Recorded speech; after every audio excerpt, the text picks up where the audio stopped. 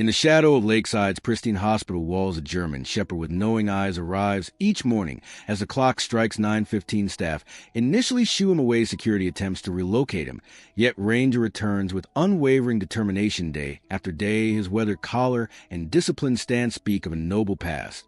But it's his peculiar behavior that eventually captivates Dr. Benjamin Harris the way the dog divides his time between the children's oncology ward and the rehabilitation center as a fulfilling and unspoken promise that transcends human understanding. What begins as a curious anomaly evolves into a revelation that will shatter Dr. Benjamin Harris's professional detachment. The truth behind Rare's daily pilgrimage connects the broken pieces of three intertwined lives: a paralyzed officer who sacrificed everything in the line of duty, a child fighting for her life against an invisible enemy, and a loyal K9 who refuses to abandon either of them. Quick pause before we continue. Tell us, where in the world are you watching from? If you're enjoying these stories, make sure to hit subscribe, because tomorrow's episode is absolutely mind-blowing. The first light of dawn breaks over Lakeside Children's Hospital, casting long shadows across the immaculate grounds. Dr. Benjamin Harris pulls a sedan into his designated parking space, the same one he's occupied for the past 12 years. Dark circles rim his eyes,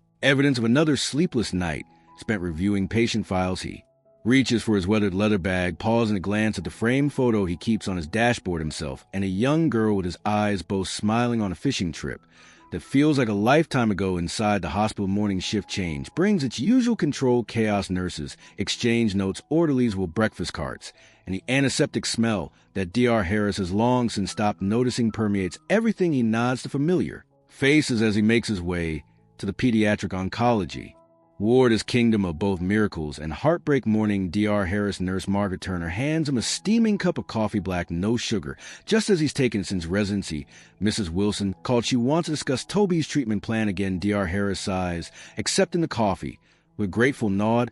We just adjusted his protocol last week.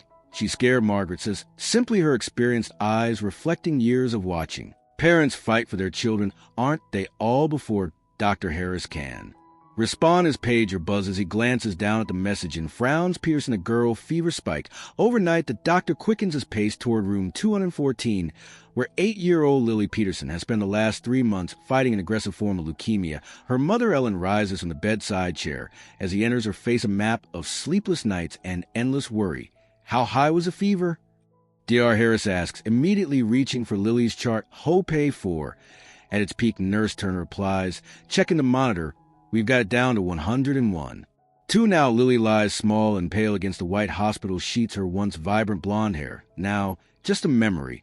Yet even in her weakened state, she manages a smile. Dr. Ben, she whispers, using a nickname she'd given him months ago. I dreamed about dogs last night, a whole pack of them. Dr. Harris returns her smile while checking her vitals. Is that so? Were they friendly dogs? The friendliest? Lily confirms, her voice barely audible.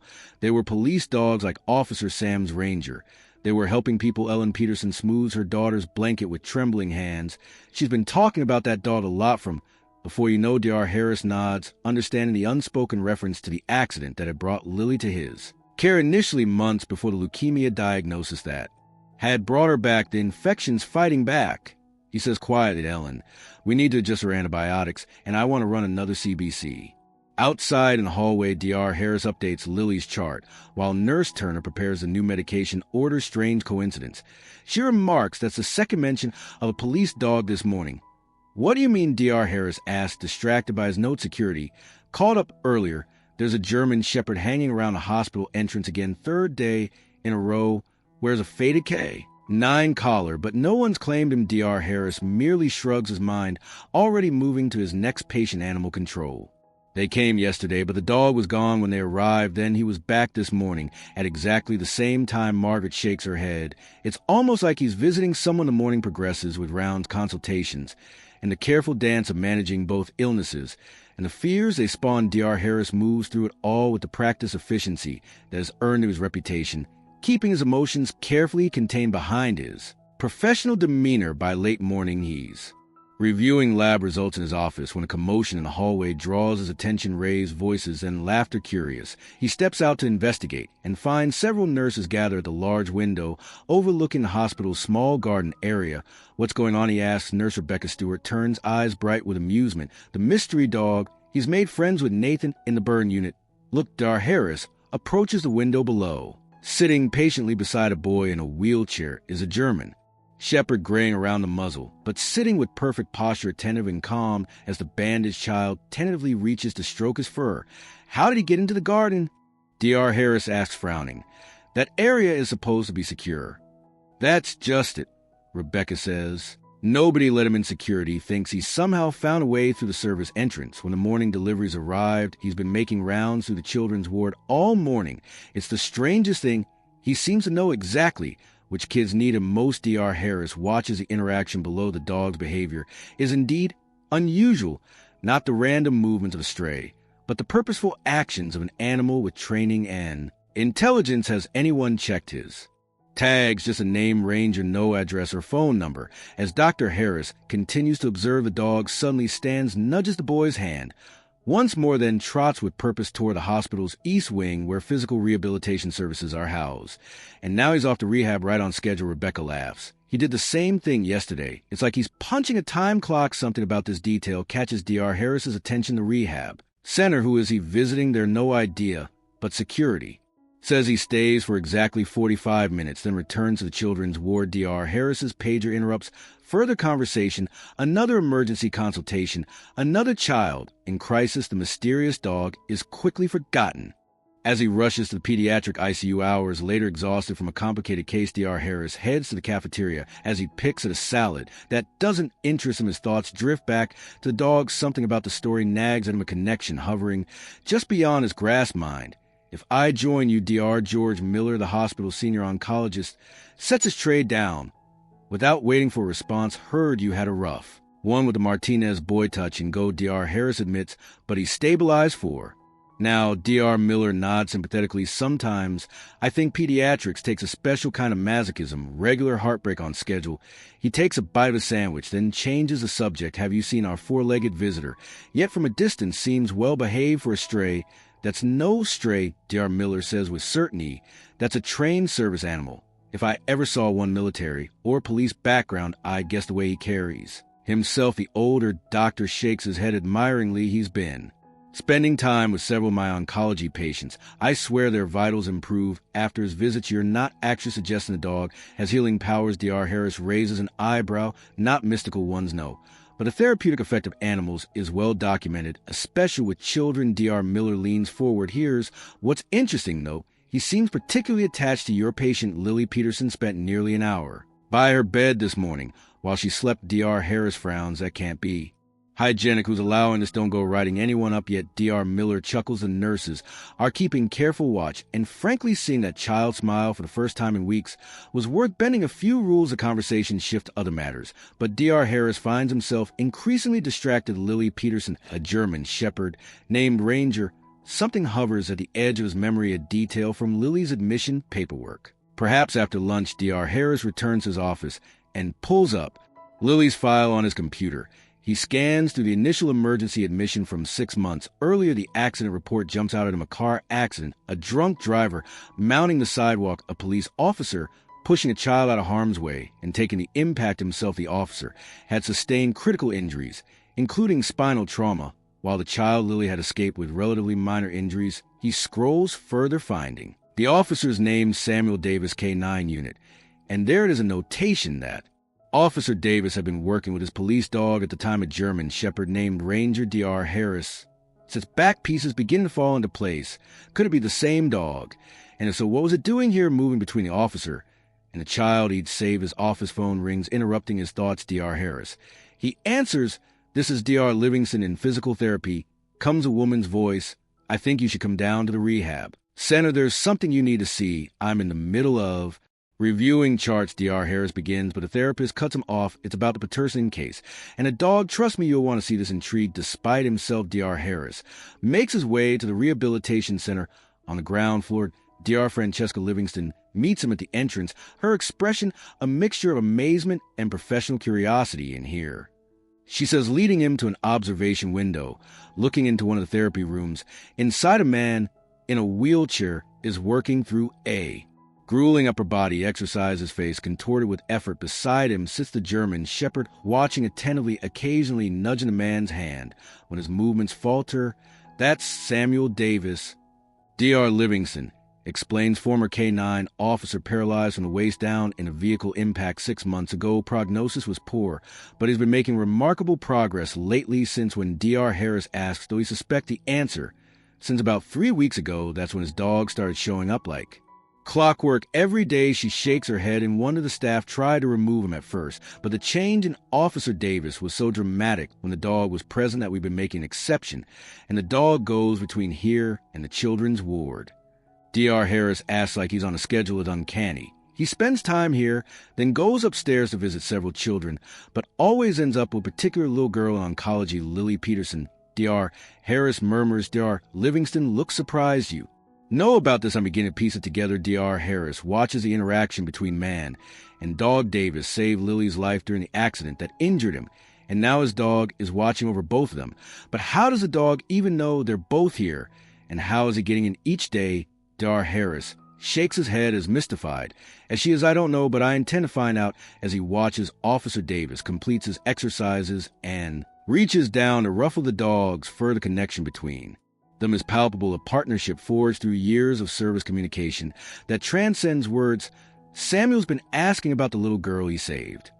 Dr. Livingston says quietly he doesn't know she was diagnosed with leukemia 2 months later, or that she's upstairs right now fighting for her life. Dr. Harris feels something shift inside and professional distance he's maintained for years cracking ever so slightly in his mind. He sees Lily's brave smile, Officer Davis's determination, and the loyal dog connecting them both. I think he says slowly that it's time these two were properly reintroduced, and I believe Ranger agrees. As if on cue, the German shepherd turns toward the observation window, his intelligent eyes seeming to meet Dr. Harris's gaze with what could almost be described as approval telling. And preparing this story took us a lot of time. So if you're enjoying, subscribe to our channel. It means a lot to us. Now back to the story. The afternoon sun slants through the blinds.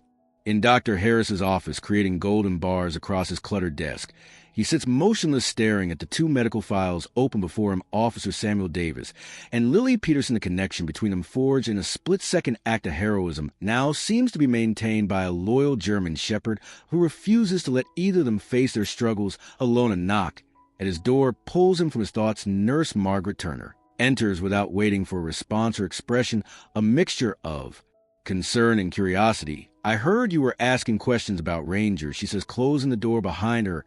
I think there's something you should know. Dr. Harris gestures to the chair across from him. I'm listening. Margaret settles into the seat, smoothing her scrubs. I recognize him this morning. I couldn't place it at first, but I remember where I'd seen him before after the accident that brought Lily, and initially the one that injured Officer Davis. I was working the ER. Ranger was there, wouldn't leave the ambulance bay. Animal control tried to take him, but one of the officers from Davis's unit intervened. So it is the same dog, Dr. Harris murmurs without question. But here's what's odd. Officer Davis was transferred to Pinewood Rehabilitation Center after stabilization. That's nearly 2 miles from here. Margaret leans forward. I asked around the staff at Pinewood, said Rangers showed up daily to visit Davis. But 3 weeks ago, when Davis was transferred here for our specialized spinal program, Rangers started splitting his time between Davis and Lily. Dr. Harris finishes the pieces, continuing to align. But how does he know they're both here, and how is he navigating between facilities? Dr. Harris shakes his head. Dogs have capabilities we barely understand since a smell alone. He trails off, then refocuses. What about Officer Davis? Does he know where his dog goes the rest of the day? Apparently not. He assumed Ranger was being looked after by a fellow officer while he visited.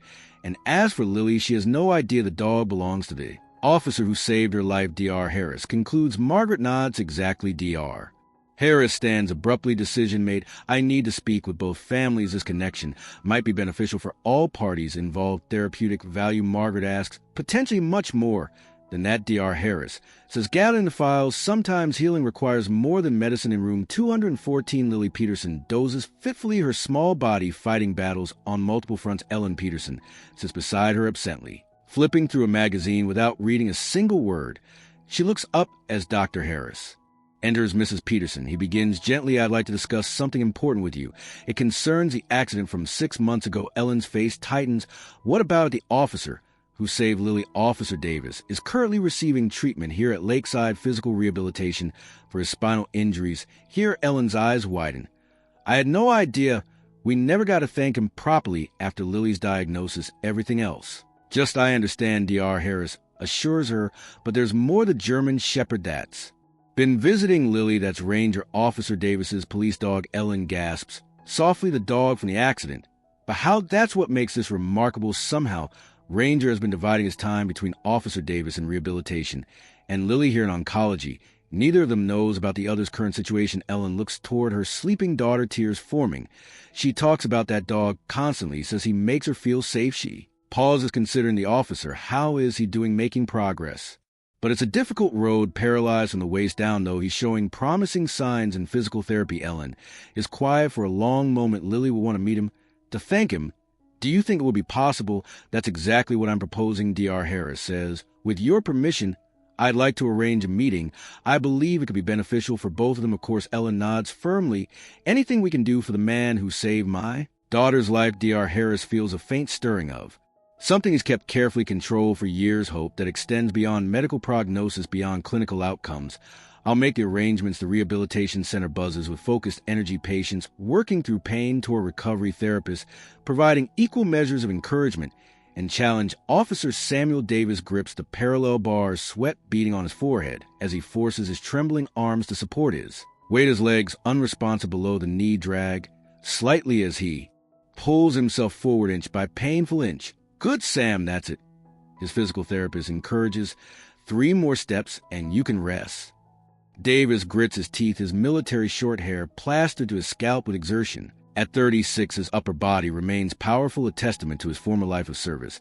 But the wheelchair position at the end of the bars is a stark reminder of how much has changed. Ranger sits alert at the end of the bars, watching his handler's progress with unwavering attention. When Davis completes the exercise and collapses into the wheelchair, the dog moves immediately to his side, resting his head on the officer's knee. Good boy, Davis murmurs, scratching behind Rare's ears. Still got my back, don't you, Officer Davis? Dr. Harris approaches, medical chart in hand. I'm Dr. Benjamin Harris, head of pediatric surgery. Davis straightens automatically, assuming a more formal posture. Despite his exhaustion, what can I do for you, doctor? Is there a problem with my treatment plan? Not at all. Your progress is remarkable. Dr. Harris pulls up a chair to sit at eye level with Davis. I'm here about Ranger, actually, and a patient of mine named Lily Peterson. Davis's expression shifts instantly, a flash of recognition and concern. The little girl from the accident, is she all right? Dr. Harris hesitates, weighing his words carefully. She was admitted 3 months ago. Leukemia. We're treating her aggressively, and she's fighting hard. The color drains from Davis's face. I had no idea. I've been asking about her, but nobody seemed to know. He looks down at Ranger. That's where you've been going, isn't it? Boy, you knew. Somehow your dog has been dividing his time between you and Lily. Dr. Harris confirms the staff notices pattern time with you in rehabilitation, then visits the several children in the pediatric ward with particular attention to Lily. Davis shakes his head in amazement.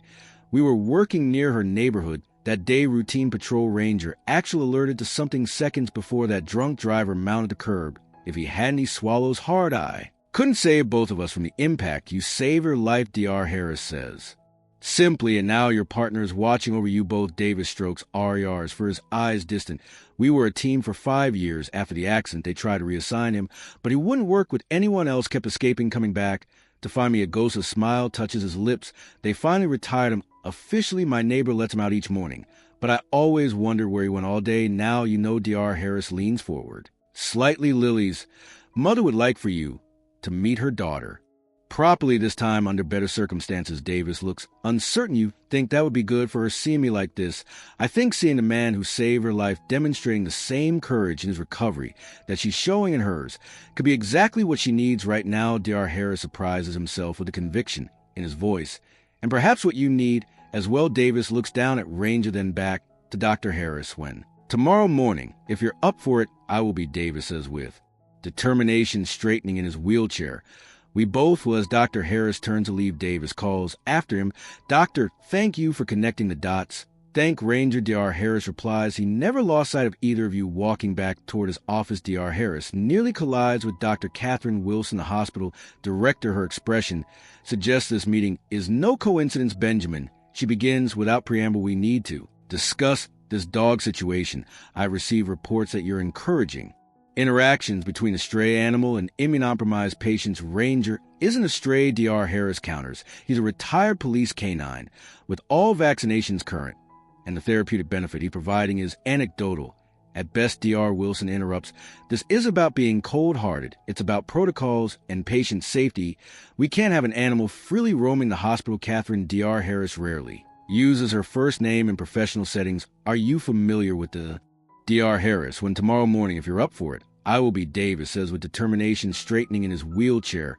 We both will. As Dr. Harris turns to leave, Davis calls after him, Doctor, thank you for connecting the dots. Thank Ranger. Dr. Harris replies. He never lost sight of either of you. Walking back toward his office, Dr. Harris nearly collides with Dr. Catherine Wilson, the hospital director. Her expression suggests this meeting is no coincidence, Benjamin.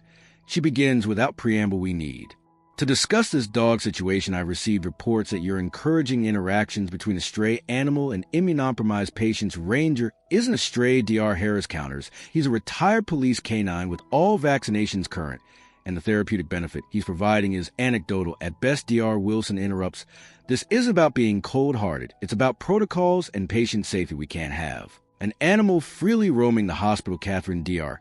Harris rarely uses her first name.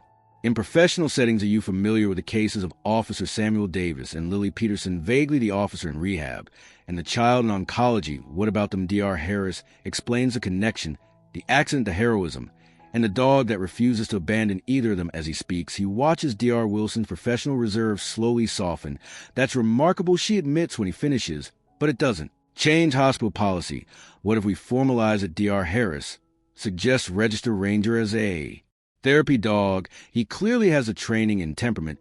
We could create a structured program around his visits. Dr. Wilson considers this a practical nature seeking compromise that would require owner consent of staff, handler proper documentation, all of which we can arrange. Dr. Harris presses Officer Davis would certainly consent, and the benefit to our patients, especially in pediatrics, could be significant. Let me think about it. Dr. Wilson says, not quite a rejection.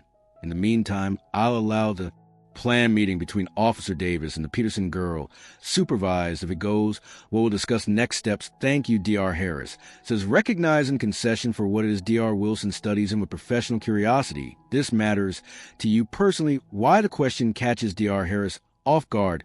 Why does this situation resonate so deeply? He thinks of his own daughter, Hannah, now living with her mother across the country. The fishing photo in his car, the connections that remain even when physically severed, because medicine isn't just about treating illness. He finally answers. It's about healing people. Sometimes that requires looking beyond traditional approaches. Dr. Wilson nods. Thoughtfully arrange your meeting. We'll talk afterward. As evening settles over Lakeside Hospital, Dr. Harris makes one final round to the pediatric ward. Most of the children are settling for the night. The hushed conversations of parents and the soft beeping of monitors, creating a familiar nocturnal rhythm in Lily's room. He finds her awake, her color marginally improved from the morning. Ellen dozes in the recliner beside her. Hey, there, Dr. Harris says, softly. Feeling any better? Lily nods. A little, Mom says, you have a surprise for me tomorrow. I do indeed. He checks her chart, pleased with her stable vitals. How would you like to meet the police officer who helped you during the accident, the one whose dog has been visiting you? Lily's eyes widen. Ranger belongs to a police officer. Is he the one who got hurt because of me, because of a drunken driver? Dr. Harris corrects gently. And yes, Ranger is his partner. They worked together for years. Is the officer sick too? Lily asks, her perception acute despite her age. Dr. Harris chooses his words carefully. He was injured helping you. He's in a wheelchair now, but he's working very hard in physical therapy to get stronger, just like you're working hard to beat your illness. Lily absorbs this information solemnly. That's why Ranger goes back and forth. He's taking care of both of us. That's exactly right. Dr. Harris marvels at her understanding. The officer's name is Samuel Davis. Would you like to meet him tomorrow? Yes, please. Lily's voice grows sleepy. The conversation having taxed her limited energy.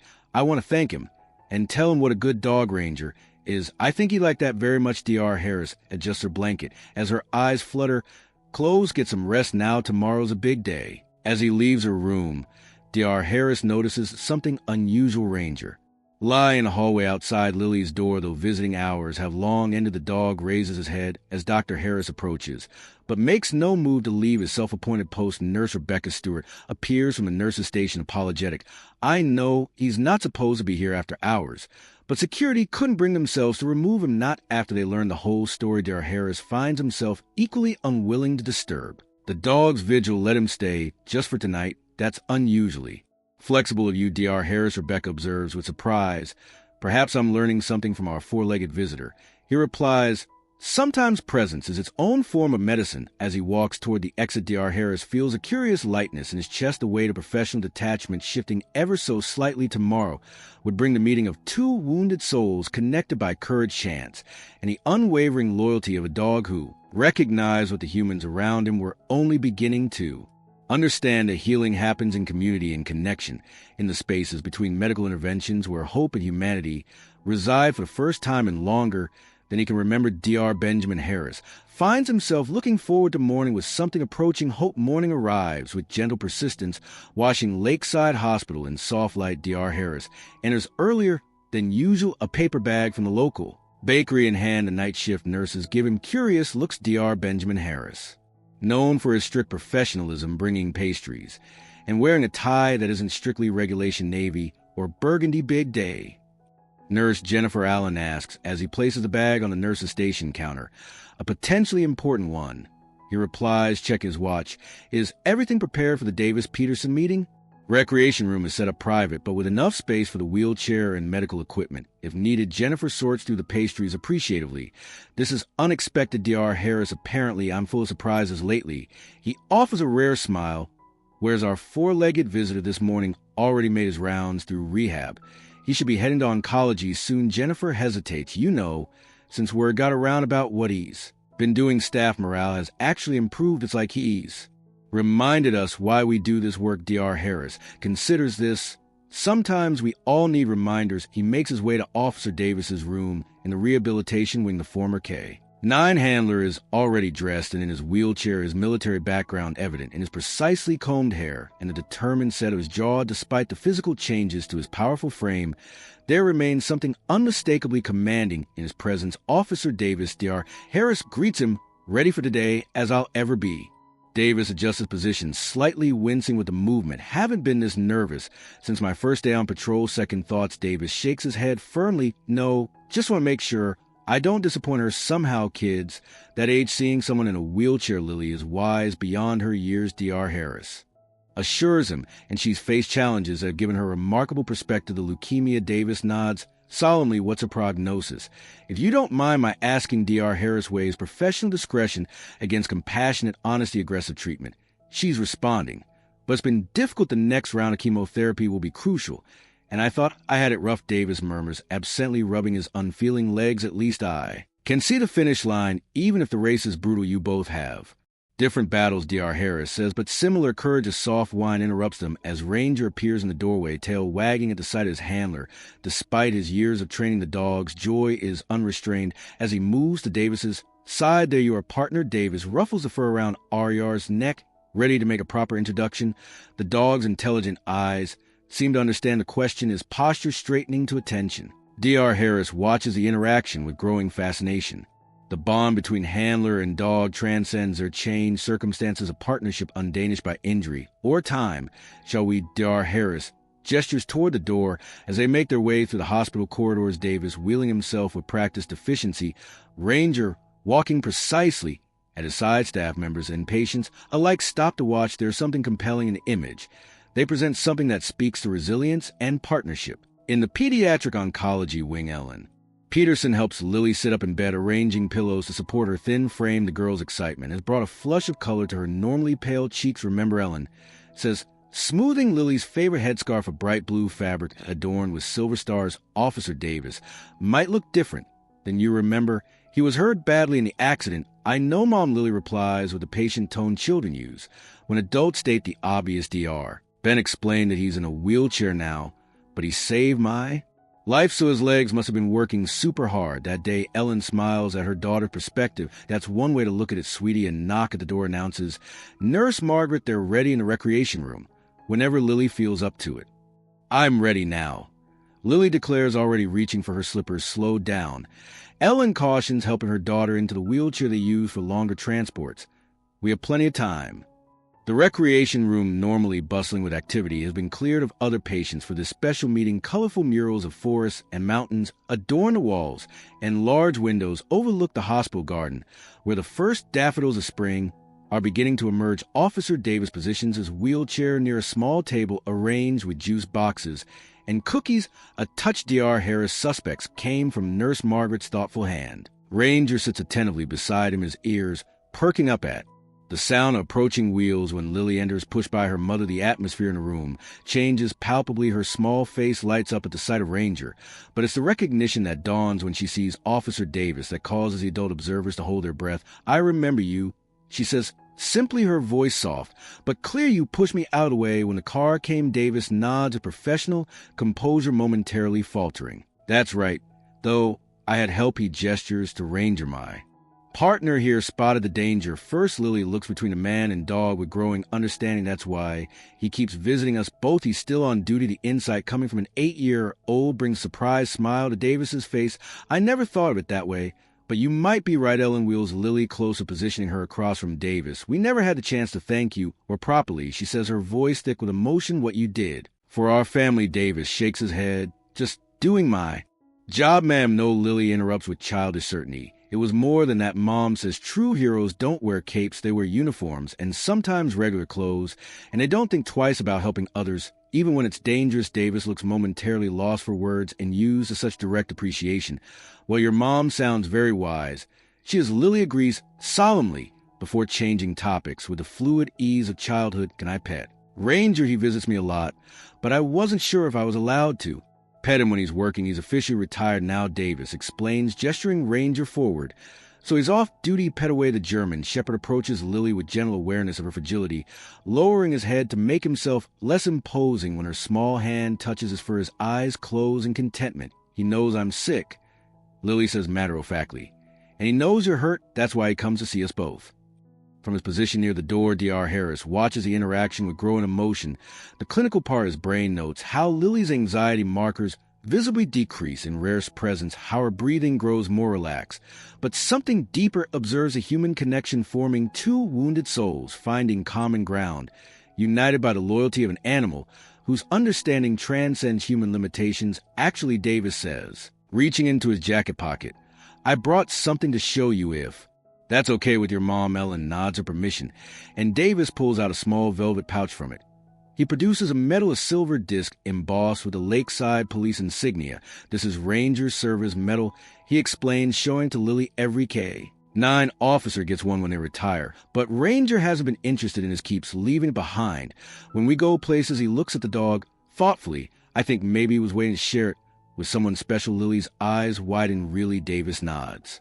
"Seriously, K-9 officers are taught to protect and serve. Ranger protected you that day on the street, and now he's serving by watching over both of us." He holds out the medal. "Would you keep this safe for him as a reminder that you got a police dog looking out for you?" Lily accepts the medal with reverent hands, tracing the embossed surface with her finger. "I promise I'll take really good care." From across the room, Dr. Harris notices tears in Ellen's eyes as she watches the exchange. Even the normally stoic Nurse Margaret seems affected, busy herself unnecessarily with arranging cups to hide her emotion. The conversation flows naturally from there, Lily asking questions about police work, Davis sharing age-appropriate stories of his, and Ranger's adventures, the dog moving between them. As if facilitating their connection, Dr. Harris observes how Davis gradually relaxes his focus, shifting from his own limitations to the engaging conversation with Lily. For her part, Lily shows more animation than she has in weeks, her medical challenges temporarily eclipsed by the excitement of making new friends. After nearly an hour, Dr. Harris notices Lily's energy begin to flag, though she's clearly fighting to hide her fatigue. He approaches gently. "I hate to interrupt, but I think we should wrap up soon. We don't want to tire our patients." "Of course," Davis says, immediately professional awareness returning. "I didn't mean to overstay. You didn't." Lily protests, though her drooping shoulders betray her. "Can Officer Sam and Ranger visit again, please?" Dr. Ben, before Dr. Harris can respond, Catherine Wilson steps into the room. The hospital director has been observing from the hallway. Unnoticed by the others, her expression is unreadable as she approaches. "I've been watching this interaction," she says, her clinical assessment tone softened by something less definable, "and I reviewed the notes from both cases." She looks between Lily and Officer Davis. There's substantial documentation supporting animal-assisted therapy in both oncology and physical rehabilitation. Dr. Harris hardly dares breathe, sensing what might be coming. Therefore, Dr. Wilson continues, I'm approving a formal therapeutic visitation schedule. Officer Davis, with your permission, we'd like to register Ranger as an official therapy dog for the hospital with structured visits to both your rehabilitation program and the pediatric oncology ward. Davis straightens in his wheelchair course. Anything that helps with supervision, Dr. Wilson adds, glancing meaningfully at Dr. Harris. And proper protocols. Absolutely, Dr. Harris agrees. Quickly, does that mean Ranger can keep visiting? Lily asks, clutching the metal tightly. Dr. Wilson's professional demeanor softens as she addresses a child. Directly, yes, that's exactly what it means, but now it will be official. Lily looks down at Ranger, who has positioned himself between her wheelchair and Davis as a bridge between their two worlds. Did you hear that? Boy, you got a new job. The dog's tail wags once an acknowledgement, and Dr. Harris could swear he sees understanding in those intelligent eyes, not just animal intuition, but a deeper comprehension of the human bonds forming around him as the meeting concludes, and Lily is wheeled back to her room for rest. Dr. Harris finds himself lingering in the recreation room, watching as Officer Davis speaks with Dr. Wilson about the logistics of the therapy program. You orchestrated this rather neatly, Benjamin. Dr. Wilson observes when they have a moment alone. I haven't seen you this invested in a non-surgical case in years. I follow the dog's lead. Dr. Harris admits he recognized a connection the rest of us miss. Well, it seems to be benefiting both patients, so I'm cautiously supportive. She studies him thoughtfully, but I am equally interested in the effect it's having on you, Dr. Harris doesn't immediately respond, unsure himself of the answer. To the professional distance he's cultivated so carefully feels different now, not abandoned, but perhaps more permeable. He thinks of Hannah, again, a connections maintained across distance and circumstance. I'm simply doing my job, he says, finally echoing Officer Davis's earlier words. Healing takes many forms. Dr. Wilson nods, accepting the deflection. For now, keep me updated on their progress, both of them. She turns to leave, then pauses, and Benjamin, that color suits you better than navy. You should wear it more often. Left alone, Dr. Harris touches his light blue tie, chosen without conscious thought that morning, and realizes it matches the exact shade of his daughter's eyes in the corridor outside Lily's room. He pauses to complete her chart notes through the partially open door.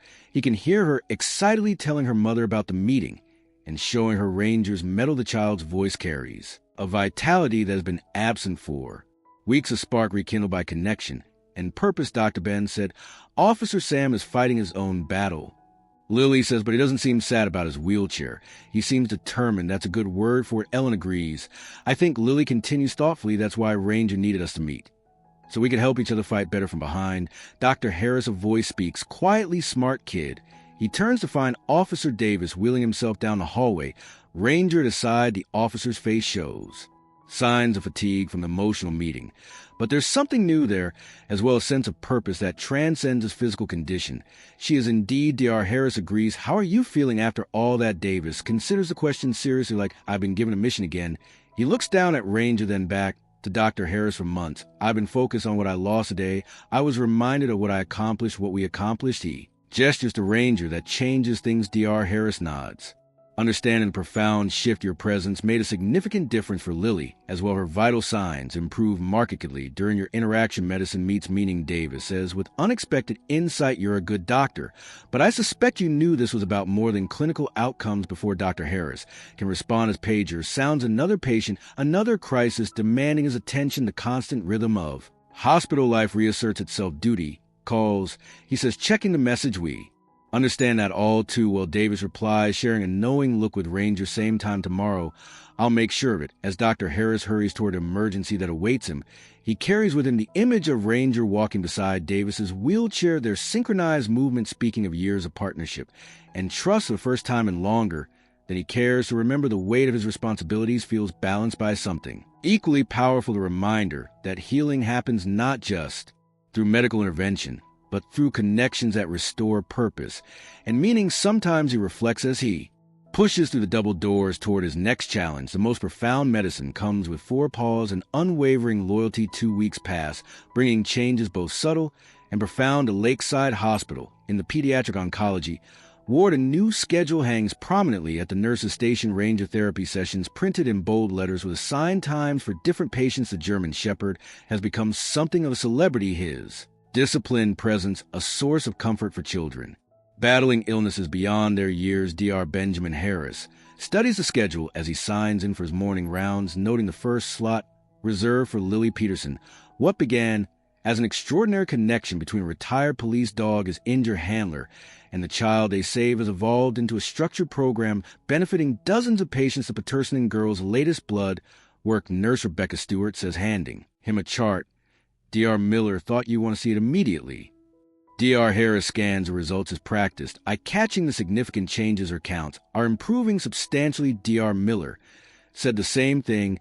He's cautiously optimistic about this round of treatment. Dr. Harris feels a surge of professional satisfaction, but it's mingled with something more personal, and Officer Davis's therapy progress physical therapy reports marked improvement in upper body strength and coordination. Rebecca replies they've added new exercises to his regimen this week. Dr.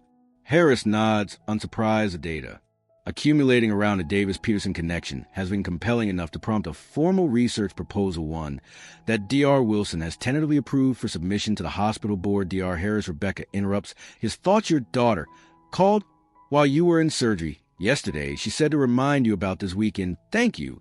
He says, a hint of anticipation coloring his typically professional tone. Hannah's visit, the first in nearly 8 months, had been arranged after a surprisingly easy conversation with his ex-wife. Something about his voice during their regular update call had prompted her to suggest a change she couldn't quite define, but responded to nonetheless. The morning unfolds with its usual medical urgencies: a post-operative convocation, a new admission concerned parents seeking reassurance. Yet throughout, Dr. Harris finds himself periodically glancing at the clock, aware that at 10:30 Officer Davis and Ranger will begin their official therapy session. With Lily at 10:25 unable to resist the pull of curiosity, he finds himself walking toward the pediatric recreation room. He pauses in the doorway, ostensibly reviewing a chart, but actually observing the scene within. Lily sits in a real chair today rather than her wheelchair. Small but significant victory. Her blue headscarf has been replaced by a police cap, comically large on her small head, but worn with evident pride. Officer Davis sits across from her in his wheelchair, a chessboard between them. Ranger lies attentively between their chairs, his eyes moving from one to the other as they play check. Lily announces triumphantly, moving her knight. Officer Davis studies the board with exaggerated concentration.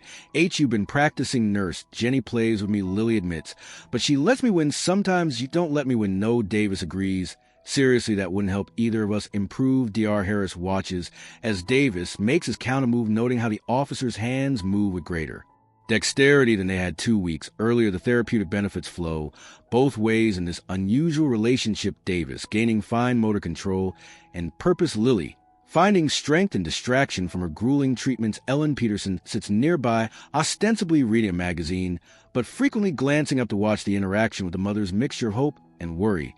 She notices Dr. Harris in the doorway and approaches him. His visits have become the highlight of her week, Ellen says quietly. She saves up stories to tell him and practices chess moves to show him the improvement in her condition is measurable. Dr. Harris replies, then adds more personally and visible to anyone with eyes. She has more energy. Ellen nods, glancing back at her daughter. It's not just a physical improvement. It's like she has a purpose now, something beyond just enduring the treatment. She hesitates, then continues. We heard about your research proposal, about documenting the effects of these interactions. Still pending approval, Dr. Harris cautions, but the preliminary data is promising. Whatever happens with the research, I want you to know that you've given our family something priceless. Ellen's eyes hold steady on as you saw a connection that everyone else missed. You gave my daughter back from her childhood. In the middle of all this clinical necessity, Dr. Harris feels uncharacteristically at a loss for words, save from responding by a triumphant bark of laughter from Lily as she captures Davis's Bishop. He nods acknowledgement to Ellen and continues on his rounds, her words following him like an unexpected diagnosis, one that requires reevaluation of symptoms he's been noticing in himself. Later that afternoon, Dr. Harris finds himself in the physical rehabilitation wing, observing Davis's therapy session through the glass wall of the treatment room. The former officer grips specialized parallel bars, his face locked in concentration as he attempts to support more weight on his partially responsive legs. Ranger watches from a designated spot attendant, but not interfering with the medical staff. Impressive progress, comments Dr. Francesca Livingston, joining Dr. Harris at the window 6 weeks ago. He couldn't maintain standing position for more than 30 seconds. Now he's approaching 2 minutes and showing partial nerve response below the knee. The power of purpose, Dr. Harris murmurs. Dr. Livingston gives him a sidelong glance. Perhaps, or perhaps something more quantifiable we've been tracking. His neurotransmitter levels of daily interaction with the Patterson girl correlates with significant increases in serotonin and norepinephrine, supporting the biochemical effects of social connection on physical recovery, exactly though I suspect Officer Davis would simply call having something to fight, for she shuffles the files in her arms. Your research proposal has my full support, by the way. The therapy dog program is already showing promising results across departments inside the treatment room. Davis completes a standing exercise and is helped back into his wheelchair, exhaustion evident, but satisfaction. Ranger immediately moves to the side, receiving an affectionate pat. Before the pair exits to the hallway, Dr. Harris, Davis acknowledges, wiping sweat from his brow, checking up on me. Professional curiosity. Dr. Harris replies, your progress reports make for impressive reading. Davis shrugs, uncomfortable with praise, just following orders from very insistent physical therapist. He looks down at Ranger, then back to Dr. Harris, and trying to set a good example. Lily's fighting a tougher battle than mine. If she sees me pushing through, maybe it helps her keep going too. The connection works both ways. Dr. Harris confirms her latest test results show significant improvement. A complex emotion passes across Davis's face, pride mingled with fierce protectiveness. She's a fighter, told me yesterday she's going to be a police officer when she grows up, or maybe a doctor. He smiled slightly, said she couldn't decide which saved more lives. Dr. Harris feels something shift in his chest of warmth. He's kept carefully regulated since his divorce, since Hannah moved across the country, since he decided that professional detachment was the safest way to navigate the constant heartbreak of pediatric medicine. Officer Davis, he begins and corrects himself. Sam, would you be willing to participate in a more formal interview for our research? Your perspective on this therapeutic relationship would be valuable. Sure, Davis agrees easily. Anything that might help others, though I'm not sure how much insight I have to offer. Ranger, the real therapy expert. He glances at his watch, speaking of which we have a session with Nathan, the burn unit, in 10 minutes. As Davis wheels away, Ranger trotting faithfully beside him, Dr. Harris finds himself reflecting on the ripple effects of their unusual connection. What began as one dog's loyalty to his handler and a child has expanded to touch dozens of lives throughout the hospital, the burns unit, pediatric surgery, recovery. Even the adult oncology ward have all reported benefits from Ranger's structured visits. At the nurse's station, Dr. Harris notices a wall that has been transformed into something new. A Ranger's Heroes board filled with photos of the German Shepherd with various patients in each image. The dog's dignified presence provides a counterpoint to the clinical setting, a reminder of the world beyond hospital walls. Your idea, he asks Nurse Margaret Turner, who's adding a new photo to the collection. The children's idea. Actually, Margaret steps back to admire the display. They wanted a way to show their connection to Ranger and each other. It becomes something of a badge of honor to have your picture up here. Dr. Harris studies the images, children of various ages with different conditions, all sharing that moment of connection with the same loyal dog. In the center, slightly larger than the others, is a photo of Lily and Officer Davis playing chess with Ranger. Between them, all three looking up at the camera with expressions that transcend their medical circumstances. We've had 3 new therapy dog applications this week alone. Margaret continues, other handlers inspired by what Ranger's doing. Dr. Wilson is talking about expanding the program from one dog's determination to find his people. Dr. Harris muses, speaking of determination. Margaret says, changing subjects, Ellen mentioned, your daughter is visiting this weekend, first time in a while, 8 months. Dr. Harris confirms, surprised at how easily the personal information passes his lips. Another change he's noticed in himself lately, the rigid boundaries between personal and professional softening just enough to allow genuine human connection. Margaret smiles, knowingly children have a way of keeping us honest even when they're not our patients. Before Dr. Harris can respond, his pager sounds a familiar rhythm of emergency, pulls him back into the clinical world where his surgical skills are needed. Yet as he hurries toward it, he finds himself carrying something with him.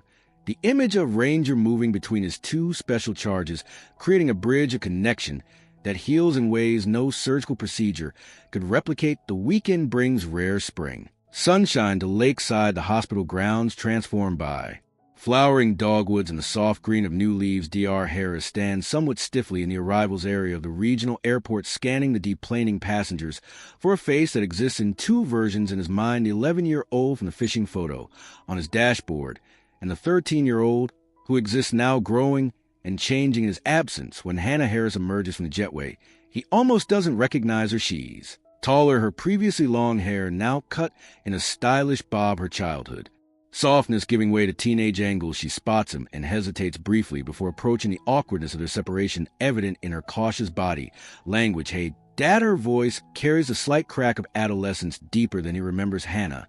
He resists the urge to sweep her into a hug, respecting the boundaries that have formed in the gulf of their separation. You've grown at least 2 and 3. Actually, a small smile tugs at her. Lips so like her mother's that it creates a pang of recognition. Mom says, I'll be taller than her by Christmas. They navigate the initial awkwardness of reunion. As they collect her bag and walk to his car, the conversation comes in fits and starts school updates, questions about her flight-safe topics that skirt the deeper their disrupted relationship. It isn't until they're driving toward his apartment that Hannah brings up the subject he's been simultaneously dreading and hoping for. Mom says, you're different lately, she says, looking out the passenger window rather than at him on the phone, and stuff she couldn't really explain. How just that you seem more present. I guess Dr. Harris keeps his eyes on the road. Consider his response. Carefully, I've been involved in an unusual case. It's made me reconsider some things a patient. Hannah asks 2 patients, actually, and a dog. He finds himself telling her about Ranger, about Officer Davis, and Lily about the extraordinary connection he witnessed and the therapy program that grew from it. As he speaks, the clinical language falls away, replaced by the simple human story of loyalty and healing. Hannah listens with increasing interest, turning in her seat to watch him as he speaks. That's actually pretty cool, she says when he finishes. So the dog just knew they needed each other. That's one interpretation. Dr. Harris acknowledges. Whatever the explanation, the results have been remarkable for the patients and for the hospital. And for you, Hannah asks perceptively. Dr. Harris glances at his daughter, struck by the maturity in her question. Yes, he admits, for me as well. A comfortable silence falls between them, less strained than before. As they approach his apartment building, Hannah speaks again. Do you think I could meet them? The dog and the girl and the police officer. I think that could be arranged. Dr. Harris is feeling a curious lightness at the prospect of connecting these separate parts of his life. Ranger has visited